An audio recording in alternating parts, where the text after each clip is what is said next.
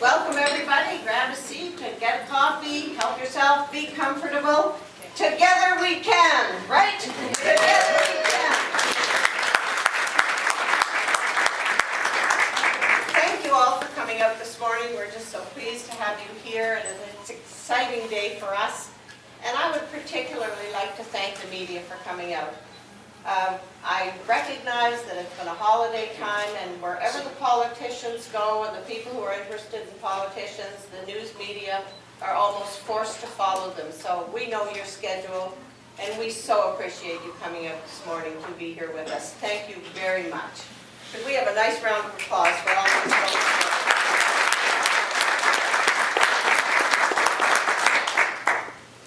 We expect to have fun on this campaign. We expect to accomplish a lot. We expect to make British Columbia a better place. I would like to introduce Al Greer. Al is a councillor from Parksville, and Al is going to introduce our special person here this morning. So once again, thank you so much for coming. Thank you. I too would first like to welcome and thank everybody for coming today for this very important announcement. And before I get into the talking about our next premier here, just a reminder that to vote in this election, you might call it, I guess, you have to be a member of the Liberal Party. So we're selling memberships over at the table to the left. A young lady named Joan there is looking after everybody, and it's a $10 entry fee. So if you want to have something to say on the next premier, then you have to be here. It is my privilege to introduce Ed Mayne as a candidate for the Liberal leadership. I have known Ed for the past 2 years, working under his guidance as a city councillor. We have become good friends. I support Ed for his leadership skills, his business knowledge, his honesty and integrity, something this province will need in the coming months and years. He is not a career politician, therefore giving this province a fresh start, new ideas and a vision for the future. Please give it up to our next Premier of British Columbia, Ed Mayne.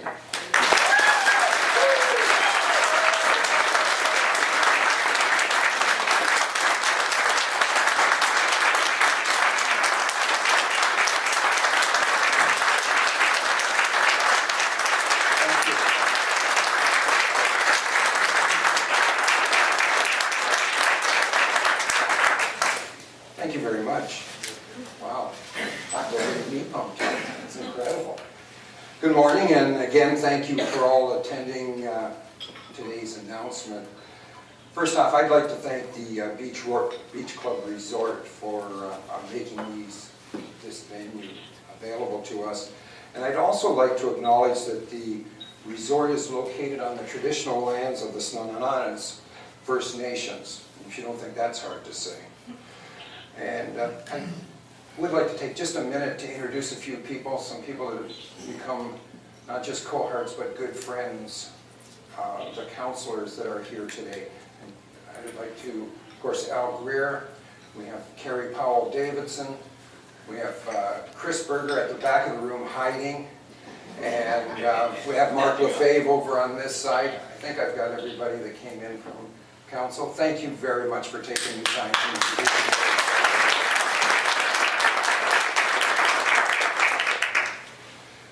Well, what I'm about to say is probably not a great surprise to anybody, considering all the media coverage that we've had over the last few days. But after careful consideration, I have decided to run for leadership of the BC Liberal Party.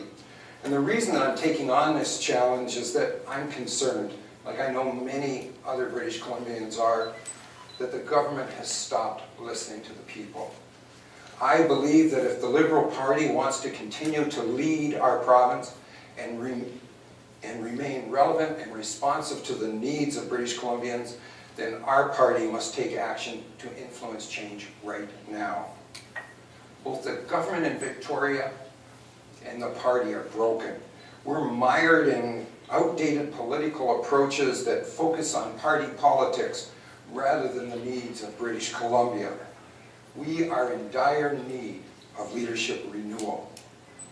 With the right leadership in place, leadership that listens to and respects the views of its membership, we can win the next election.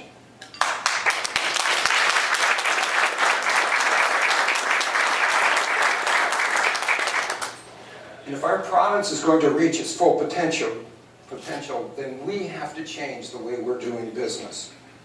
Together, we can rebuild the party, regain the faith of British Columbians by demonstrating that we're committed to collaboration and informed leadership.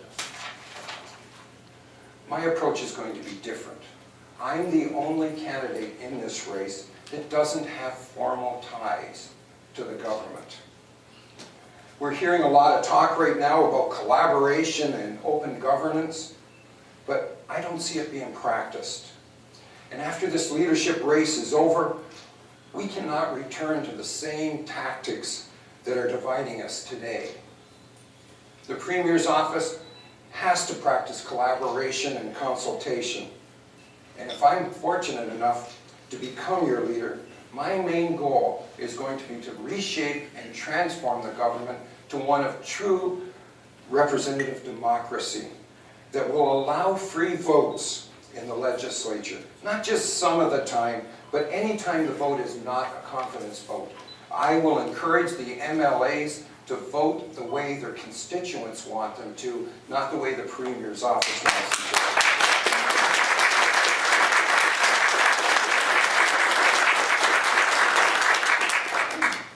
I will also propose that a Premier's time in office be limited to 2 years, or 2 terms. 2 years may be a little bit short. 2 terms. I believe that this approach is necessary to ensure that we're always renewing our vision and re-energizing the efforts of our government. And if we're going to practice representative democracy, then I believe the voters have to do their share as well. We must look very seriously at implementing some sort of a voter tax credit that they receive for voting. We have to encourage more voter participation across this province. We need full voter participation in every provincial election. We need to get back to the business of running this great province of ours. Under the right leadership, British Columbia will always be the best place to live, not only in Canada, but around the world. But our party has lost its credibility with members and voters alike. And without that credibility and trust, we will never become the leaders in Canada. When I'm leader of this party, we will work hard together to win back the trust and the support of the people of British Columbia.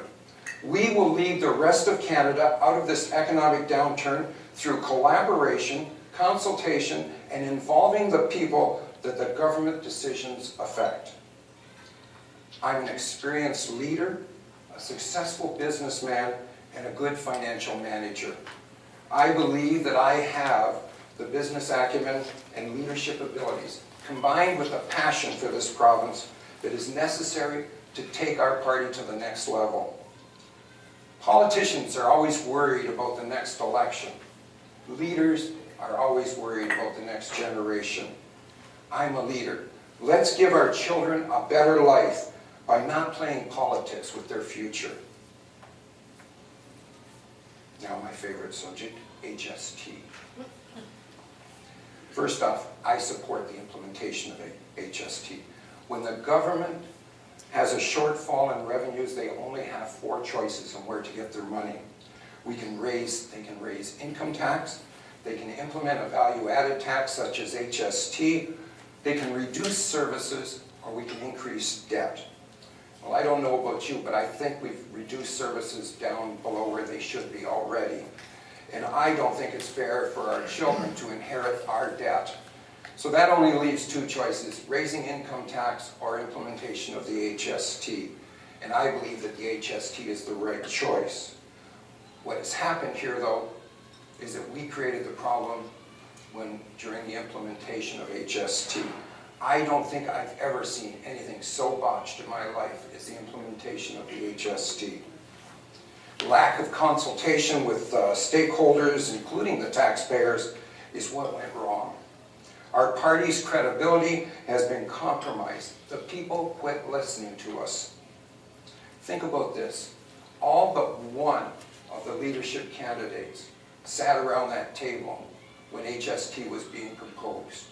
A good leader would have said, "Whoa, stop, we've got a problem here." No one did. The decision on HST is now with the public. They will decide its fate. I do not support moving the date for the HST forward. I would like time to review the feasibility of changing the distribution of revenues from the HST. I'd like to consider 5% for the federal government, 5% for the province, and 2% to be given to the municipalities.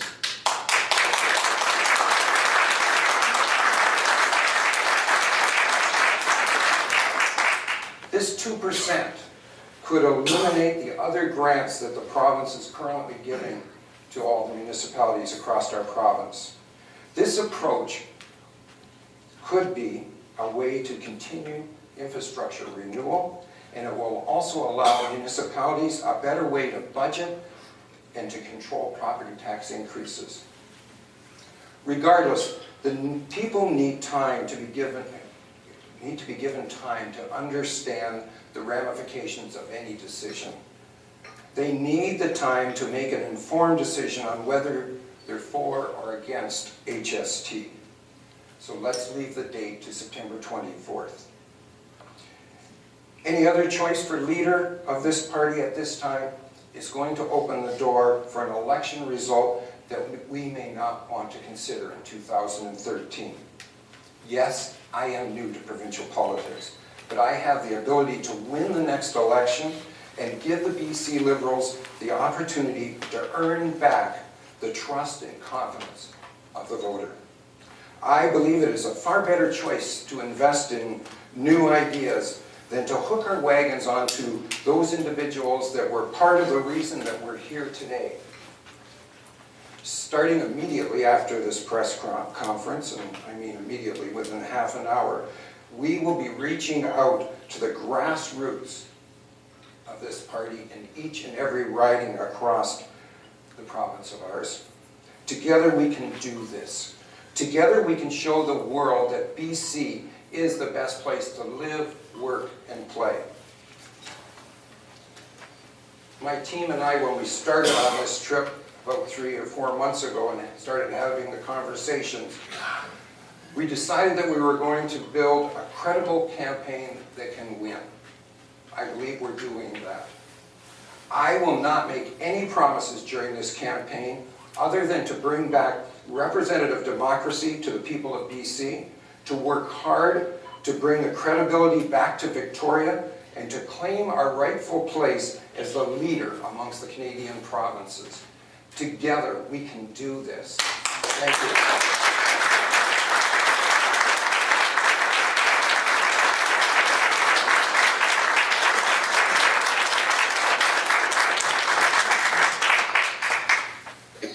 Okay, somebody wanted some questions. Yes? You talk about restoring credibility to the BC government. Would you consider calling for a public inquiry to the BC rail issue? How did I know that question would come up today? Yes, I would seriously consider that. If we had any indication that there was additional wrongdoings by anybody in the government, I would look at it. We have to put that to bed and get it behind us. You guys are going to let me off that easy, right? Okay.